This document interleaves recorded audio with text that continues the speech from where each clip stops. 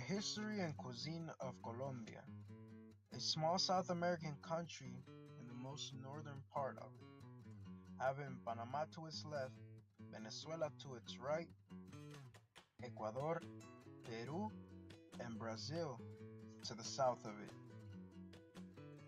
According to our very smart scientists, it was around 500 BC that the native Colombians had established villages and relied mostly on nature-provided proteins, such as fish, because of the lack of suitable animals in their region.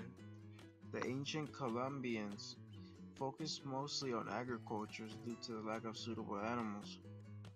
Some of the stuff was potatoes, corn, quinoa, plantains, tomatoes, pumpkins, pineapples, and avocados, and even salt mining, which they used to trade.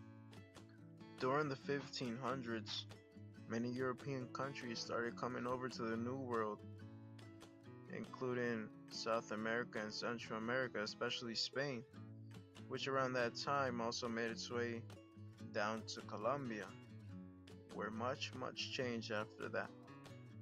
So because Spain had gotten the opportunity to discover more places and bring back to their culture different types of ingredients and spices, they were also able to bring back those same ingredients to Colombia when they traveled over there, such as rice, wheat, cumin, oregano, and cinnamon, which ingredients such played a big role in Colombia's cuisine nowadays. Beans, cumin, oregano, and even cinnamon, which some of those ingredients still play a major role in Colombia's everyday cuisine.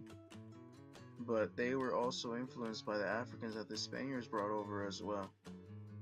The Spaniards brought over African slaves over to Colombia to help with the agricultural growth that was happening in that country. Now these African slaves brought with them their ingredients and their way of cooking, which was introduced into the Colombian culture as well, such as more spicier. In the beginning, the native Indian Colombians were focused mainly on agriculture, but once the Spaniards came over, they introduced different types of livestock, for example cattle, which was now going to be the main focus. Just like any other region in the US, the type of protein that is consumed the most depends on the area that one lives in. And in Colombia, for example, in the coastal areas, of course, more fish and seafood is consumed, and also a more spicy flavor with the food.